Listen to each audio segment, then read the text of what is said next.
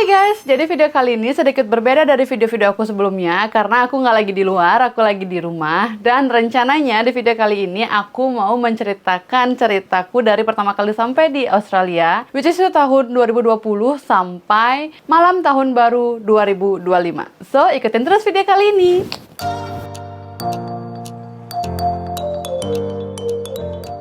Sebelumnya disclaimer dulu, ini tuh pure benar-benar pengalamanku dan aku tidak menambahkan serta mengurangi apapun. Jadi mohon kebijakan untuk para penonton itu diperlukan. Aku bisa bilang ini perjalanan yang nggak mudah buat aku. Ini juga perjalanan yang benar-benar kayak penuh perjuangan, perjalanan yang benar-benar membuat mental aku semakin kuat sampai akhirnya aku bisa berada di titik ini dan bertahan survive di Australia. Jadi, itu tuh dimulai dari tahun 2020. Awal tahun 2020 itu aku pertama kali menginjakkan kaki di Perth, Western Australia, dengan tidak adanya pengalaman, tidak adanya mental yang sangat kuat, dan bisa dibilang aku tuh nggak pernah merantau dari sejak aku kecil. Bahkan waktu aku kecil pun aku nginep di rumah saudara dan tengah malam aku nangis minta diantar pulang. Can you guys imagine, itu pertama kali aku merantau jauh dari keluarga dan langsung beda negara. Itu tuh bener-bener kayak pengalaman yang hell, aku ngapain di sini gitu loh. Ini tuh keputusan yang udah matang atau belum pun, aku kayak cuman ngikutin ego yang cuma ada di kepala aku bahwa aku pengen kuliah ke luar negeri. Alasannya kenapa? Aku bakalan bikin video terpisah mengenai kenapa aku lebih milih kuliah di luar negeri instead of di dalam negeri, which is Indonesia atau Bali, dan kenapa aku nggak pilih WHV. Jadi itu bakalan ada di next videoku, oke? Jadi pas baru banget sampai di Australia itu, aku nggak langsung mulai sekolah. Bahkan aku juga tinggal jauh dari city. Dan aku bener-bener nggak punya siapa-siapa di sini, even one friend, aku nggak ada. Jadi apa yang aku lakuin di saat minggu pertama aku sampai di Australia, ya cuman diem di kamar, rebahan, doing nothing, nangis, homesick. Sampai pada akhirnya tuan rumahku ngajak aku buat jalan sekeliling perumahannya dia. Jadi pertama kali dia ngajak aku ikut dia, aku join dia buat keliling-keliling. Sampai pada akhirnya aku memberanikan diri untuk keluar rumah sendiri. Ya, aku tahu itu kayak bener-bener mental yang sangat-sangat tempe untuk orang yang merantau. Dan itu bukan suatu hal yang bisa kalian contoh, oke? Setelah seminggu berlalu, akhirnya landlord aku ini ngajakin aku buat jalan-jalan ke city. Karena dia tahu ya mungkin aku tuh kayak getap atau aku tuh penakut gitu. Jadi dia nawarin aku untuk diantar ke city tapi naik public transport. Jadi pada waktu itu aku inget banget pertama kali aku naik train, aku nggak punya apa-apa, bahkan aku nggak punya itu smart rider. Itu tuh kayak kartu untuk kita nge-tap di public transport. Jadi aku harus beli tiket pakai koin dan aku harus nanya ke petugas, which is dengan bahasa Inggrisku yang minim. Walaupun ada dia, cuman I'm trying my best untuk bisa mempercepat adaptasi aku di sini gitu loh, karena aku nggak mau selamanya bergantung sama dia gitu. Sampai pada akhirnya seminggu setelah aku diam di rumah aja, aku pertama kali menginjakkan kakiku di Perth City. Ya, dan kalian tahu aku kayak orang hilang. Jadi di situ itu aku nggak bareng sama landlordku karena dia ada kerjaan juga. Jadi kayak kita sampai di train station di city dan kita mencar. Jadi kayak aku jalan-jalan dan dia juga ngurusin kerjaannya dia. Dan kita janjian ketemu di station lagi jam 5 sore gitu. Jadi kita mencar dan aku keliling. Aku nggak tahu harus kemana. Dengan gayaku yang sangat-sangat backpacker, aku jujur malu. Sampai akhirnya, in the next week, aku mulai kelas bahasa, dan itu juga aku sudah pindah ke rumah landlordku yang satunya, which is lebih dekat ke city-nya. Dan ini dia day one aku masuk ke kelas bahasa Inggris. Aku ketemu banyak banget teman dari berbagai negara, dari berbagai background, yang surprisingly bahasa Inggris mereka tuh juga nggak sebagus yang aku kira gitu loh. Ya make sense sih, karena kan kelas bahasa Inggris gitu loh, siapa sih yang mengharapkan orang masuk kelas bahasa Inggris sudah bisa ngomong kayak native speaker or mereka udah fluent gitu bahasanya. Karena kan di kelas bahasa Inggris tuh ada kelas-kelasnya masing-masing. Dan aku tuh kalau nggak salah waktu itu aku start di level 3 kalau nggak salah, atau level 4, I forgot. Ya kisaran level itu. Dan ya bahasa Inggris teman-temanku ya selevel gitu loh sama aku, bukan yang jauh di atas atau jauh pun di bawah, karena mereka juga ada tes tersendiri untuk menempatkan kalian di level-level tertentu. Sampai pada akhirnya aku sudah sedikit nyaman ada di kota ini karena aku juga udah biasa kayak jalan-jalan sendiri, aku udah biasa keluar sendiri, aku sudah keluar sama temen beberapa kali. Tapi guess what? Ya, 2020 COVID datang. So that was, kalian tahu nggak feeling dimana kalian baru merasa kayak comfortable dan kalian baru ngerasa, oh, aku sudah mulai menyukai city ini walaupun cuma dalam hitungan beberapa bulan, minggu, karena itu benar-benar singkat banget. Dan kalian harus balik ke negara asal kalian. Kalau aku balik ke Bali, tahu nggak, sebenarnya itu ada dua feeling yang aku rasakan. Karena aku belum begitu nyaman dan belum begitu settle, and I miss my family so much. Jadi aku kayak, oh, aku pulang, yay, I'm not gonna be alone anymore, aku nggak bakalan homesick lagi, dan ya, I'm happy gitu. Tapi di sisi lain juga, hey, I just started. Masa sih aku harus balik secepat ini gitu? Sampai akhirnya kita dipaksa oleh keadaan untuk balik ke Bali. Dan aku pun balik ke Bali tuh nggak sendirian. Aku balik kalau nggak salah sekitar ber-10 atau ber-15 orang. Jadi kayak aku punya temanku ini punya teman dan kayak bercabang gitu loh. Jadi kita benar-benar pesan tiket bareng di jam yang sama. Kita pulang bareng-bareng. Itu benar-benar pengalaman yang, I don't know, aku nggak tahu itu harus happy atau sedih. Cuman itu kita pulang ber-15 di saat benar-benar detik-detik mau lockdown. Dan kalian tahu kita di pesawat cuman kita. Ya, kita. Jadi pesawat itu benar-benar kosong. Yang awalnya kita tuh udah di assign tempat duduknya, tuh check-in. Kamu duduk di sini, di sini, di sini, di sini. And then, kalian tahu sampai di pesawat itu tuh kosong dan kita bisa milih kursi yang kita mau sendiri. Dan satu deret itu kita tidurin sendiri. Jadi itu benar-benar nggak ada lagi passenger yang lain. Kita yang isi itu pesawat udah kayak VIP gitu loh rasanya. VIP berkedok ekonomi.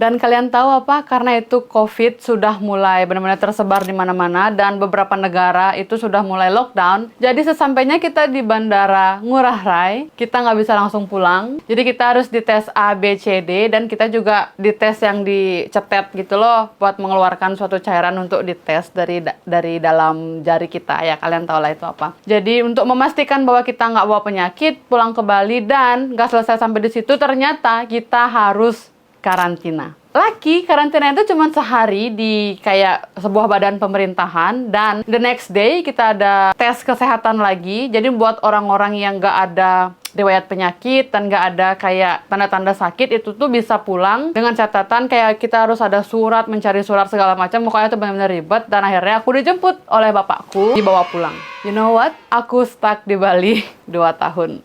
I cannot go back to Australia for 2 years. Which is itu tuh kayak benar-benar terbelakang gitu loh. 2 tahun aku nggak ngapain, 2 tahun aku tidak bisa melanjutkan pendidikanku. Karena itu tuh aku cuma lulus SMK sebelum aku memutuskan untuk kuliah di luar negeri. 2 tahun aku hanya menjadi pengangguran, beban keluarga. Tapi tentu aja aku nggak menyerah semudah itu. Jadi aku mulai memikirkan apa sih yang bisa aku lakuin di masa COVID supaya aku tuh kayak nggak pure jadi pengangguran gitu loh. Jadi at least aku diam di rumah dan aku bisa menghasilkan sesuatu gitu. Jadi akhirnya aku memutuskan untuk jualan kue. Jadi aku jualan kue bolu, kue kering. Aku juga jualan nasi ase. Itu tuh nasi khas Bali. Jadi buat orang-orang yang punya kegiatan agama itu tuh bisa pesan di aku waktu itu. Terus juga aku jualan dimsum. Yes, aku jualan kayak udang, ayam rambutan.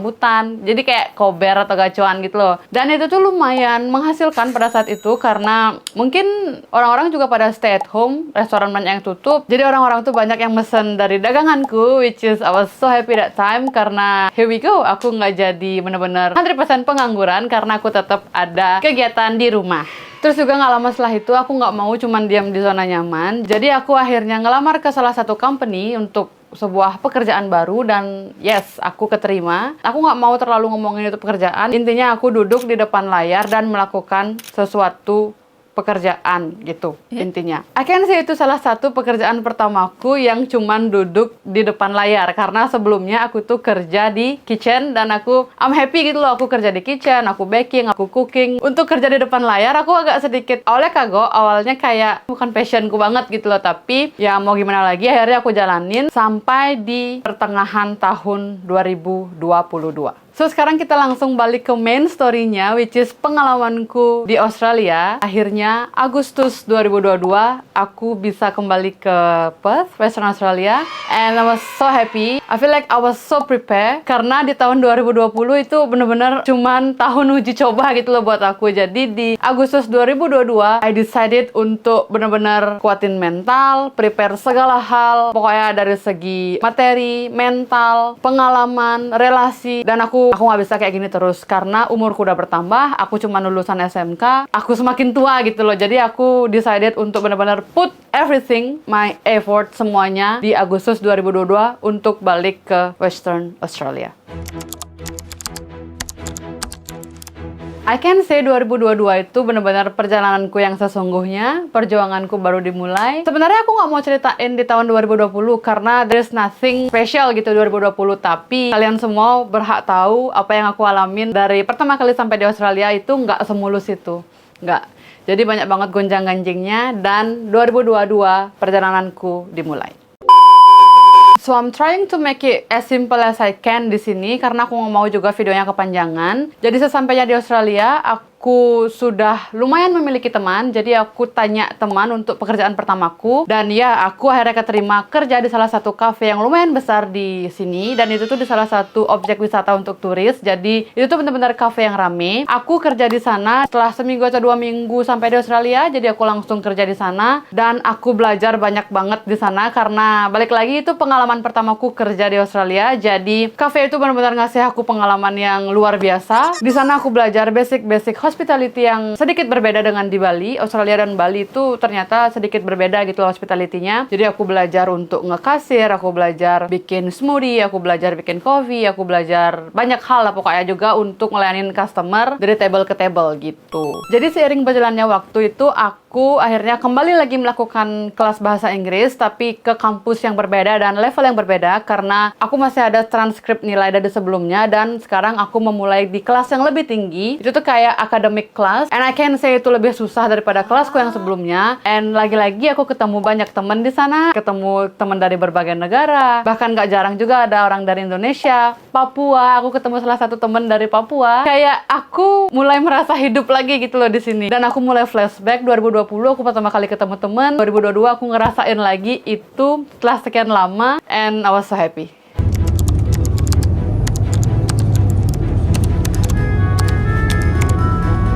Waktu itu di Australia belum ada limitasi untuk student bisa bekerja seberapa banyak dalam seminggu. Akhirnya karena aku ngerasa aku masih perlu dan aku ngelamar ke pekerjaan keduaku. And guess what? Yes, aku keterima di salah satu hotel bintang 4 di pusat kota. Dan di sana aku bekerja sebagai club lounge attendant yang dimana aku kerjanya itu di malam hari. Jadi di cafe aku kerja pagi sampai sore dan aku lanjut sore ke malam itu di hotel tersebut gitu. Jadi kalian bayangin aja itu aku kerja di 2 tempat dan aku juga tetap harus attend kelas bahasa. Jadi sometimes kalau aku ada kelas bahasa, aku kerjanya cuman di hotel doang. Jadi paginya itu aku attend kelas bahasa. Can you guys imagine seberapa kerja kerasnya aku waktu itu, anjay. Jadi dari sana aku belajar banyak banget pengalaman. Aku belajar time management atau manajemen waktu. Aku belajar untuk bekerja keras. Aku belajar of course beradaptasi dengan kehidupanku saat ini. And yeah, I did it.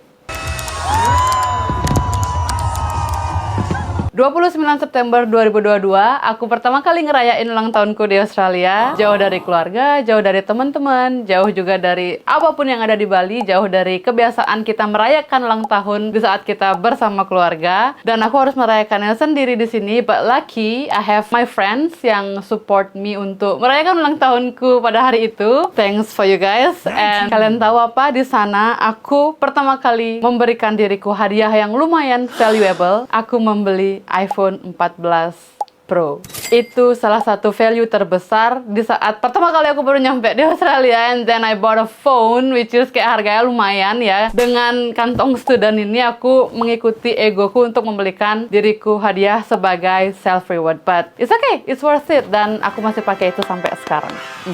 Tapi satu hal yang harus kalian tahu, hidup di Australia itu benar-benar ngajarin kalian mandiri, ngajarin kalian kerja keras, ngajarin kalian manajemen waktu, ngajarin kalian untuk memperkuat mental, ngajarin kalian untuk bisa menghargai uang, especially buat kalian yang ke Australia untuk kuliah dan tidak dibiayai oleh orang tua. Itu tuh benar-benar ngajarin kalian banyak hal. Jadi kalian kemana-mana harus naik public transport, cuman mengandalkan Google Maps. Dan kalian harus relay kepada diri kalian sendiri. Apa-apa di sini tuh mandiri gitu. Bahkan kalian kalau ke pom bensin, itu kalian ngisi sendiri, bayar sendiri, pokoknya apa-apa sendiri. Bukan lagi ada petugas yang jagain di setiap pom bensin dan ngisiin mobil kalian. Kalian tinggal buka, cetet, habis itu kalian bilang 200.000 mas. Nggak kayak gitu. Jadi kalian harus buka, kalian keluar mobil, kalian harus ngisi sendiri, dan kalian harus jalan ke kasir untuk bayar. Semandiri itu di sini. Jadi kalau kalian confused, kalian bisa lihat YouTube, kalian bisa lihat orang-orang sekitar, dan itu benar-benar ngajarin aku bahwa Bella, kamu harus bisa jadi lebih mandiri di sini. Kamu nggak boleh cengeng, kamu nggak boleh cepet nyerah, kamu nggak boleh kayak cepet putus asa, kamu harus kuat. Fast forward, setelah aku lulus dari kelas bahasa, aku langsung lanjut ke jenjang pendidikan yang lebih tinggi. I was taking Diploma of Hospitality Management di salah satu private campus di Australia, dan ini tuh lebih bener-bener challenging buat aku karena di sini teman-temanku bahasanya lumayan bagus. Tapi dari sana aku belajar bahwa orang-orang di sini tuh nggak ada yang ngejudge seberapa bagus atau seberapa jelek bahasa kalian. Jadi as long you guys can speak and then they can understand you, ya conversation itu bakalan terjadi gitu loh. Mereka nggak akan, why your English is so bad, gitu tuh nggak ada kayak gitu di sini. Jadi as long kalian pede, kalian bisa ngomong, mereka ngerti, ya obrolan itu bakalan terjadi gitu.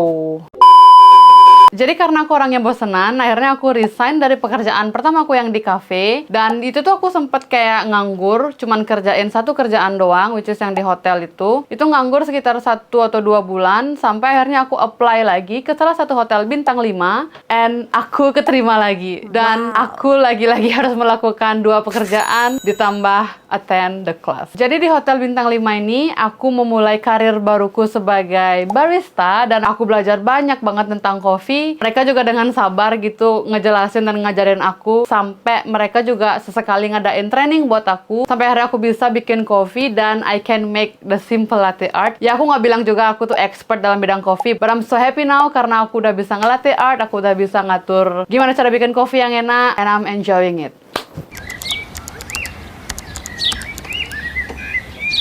Sampai, unfortunately, regulasi baru dari pemerintah keluar dan mereka berkata bahwa student nggak boleh lagi kerja lebih dari 24 jam. Dan itu artinya aku harus merelakan salah satu pekerjaanku dan aku harus memilih yang di bintang 4 atau yang di bintang 5. Akhirnya aku memutuskan untuk meninggalkan yang di bintang 4 dan I keep my career di salah satu hotel bintang 5 tersebut sampai sekarang. Tapi I was so glad karena dengan regulasi yang baru aku jadi banyak punya waktu luang untuk bisa mengeksplor Australia. Aku bisa jalan-jalan, I have a road trip, aku bisa treat diriku dengan lebih baik. Karena kan kalian bayangin aja dulu dari aku baru sampai, aku doing satu job, and then nggak selang beberapa minggu aku langsung punya another job. So I'm doing 2 jobs plus class, and then aku resign dan aku dapat pekerjaan baru. Jadi aku doing 2 jobs again plus class lagi, dan aku ngerasa aku nggak ada waktu buat diriku sendiri, aku nggak ada waktu buat explore Australia. Sampai regulasi itu keluar, aku punya banyak waktu luang untuk bisa mengekspresikan diriku. Jadi semenjak regulasi itu keluar, aku benar-benar merasa aku bisa nge-explore banyak banget hal yang aku nggak pernah tahu ada di Australia. Yang salah satunya itu kalian bisa tukarin botol dengan harga 10 sen per botolnya. Aku awalnya kayak nggak percaya gitu kan, masa ya sih botol ditukar jadi duit 10 sen gitu ya, kaya dong kita gitu loh. Tapi akhirnya aku buktiin sendiri, dan kalian tahu itu kita dapat sekitar 15-20 dolar, I forgot, pokoknya sekitar segitu. Ya, I mean itu nggak terlalu banyak, tapi oke lah untuk nambah-nambahin groceries atau eating out. Dan karena aku juga banyak punya waktu luang, pada saat itu bertepatan dengan Hari Raya Galungan, hari raya besarnya umat Hindu. Karena kita jauh dari rantauan, kita nggak ada keluarga di sini, ya cuman punya teman gitu loh, sesama orang Hindu, sesama orang Bali. And then kita decided untuk ngejot, atau istilah bahasa Indonesianya itu kayak bagi-bagi makanan. Dan itu salah satu tradisi yang kita ciptakan sendiri gitu loh sejak kita merantau di Australia. And then I was so happy for that karena aku bisa merasakan vibes-nya merayakan hari raya di Australia walaupun tetap jauh dari keluarga dan nggak bisa ke pura gitu loh untuk sembahyang.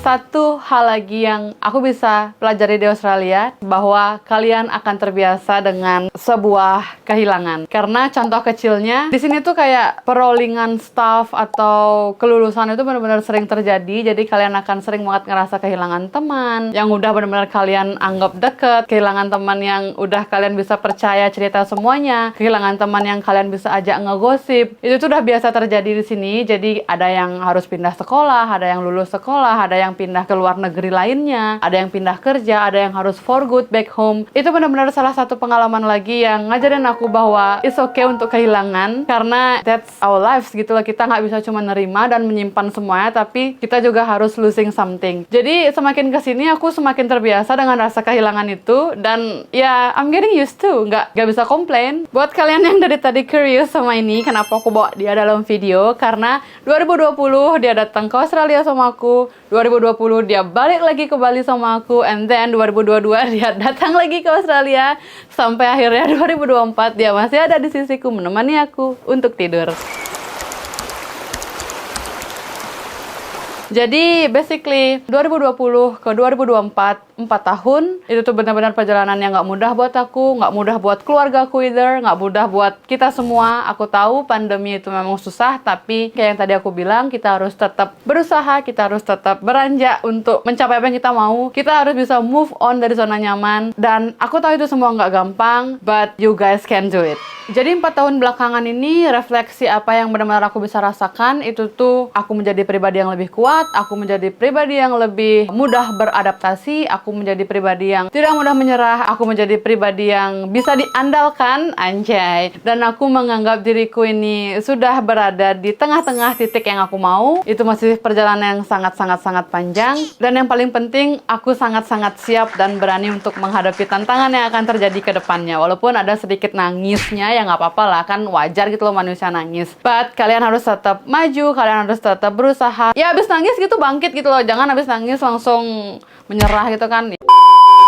Jadi buat rencana kedepannya itu gimana? Jadi rencana kedepanku itu aku akan tetap mengeksplor tempat baru yang ada di Australia, karena aku belum sempat ke atas yang paling atas, aku belum sempat ke bawah yang paling bawah. Jadi aku rencana untuk mengelilingi Western Australia dulu, and then kalau aku ada rezeki lebih, aku mau mengelilingi another state. Jadi bisa ke NSW, aku mau ke Melbourne. Sebelum ya kita mana tahu gitu loh kapan masanya habis untuk kita berada di Australia. At least I'm trying my best gitu. Selain main-main dan juga ngeksplor, aku juga rencana untuk melanjutkan pendidikan ke jenjang yang lebih tinggi dan tetap mengupgrade diri supaya menjadi lebih baik lagi. So, makasih buat kalian yang udah dengerin ceritaku. Aku tahu ini cerita yang lumayan panjang dan ini pure kisah hidupku, pengalamanku. Apa yang terjadi dari 2020 sampai 2024. Suka duka inilah pengalamannya. Aku cuman berharap kalian bisa jadikan ini cerita sebagai pelajaran. Ambil yang positif, jauhkan yang negatif. So, I think that's it for today's video. Thank you guys for watching and see you next time. Bye-bye! Memon, say bye-bye. Memon, bye-bye. Bye-bye!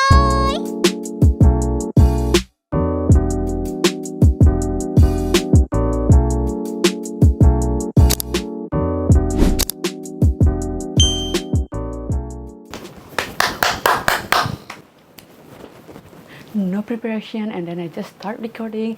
Hell yeah, there you go. Kok aku lihatnya ke sana? Lah, aku dari tadi lihatnya kemana? Duit. Nah, ya udahlah, bodo amat. Bener-bener aja semuanya. Apa sih itu? Sita lagi. Jauh dari papa. Papa? Who the f*** is papa, man? Aduh, iklan lagi, Jan. Emang sih.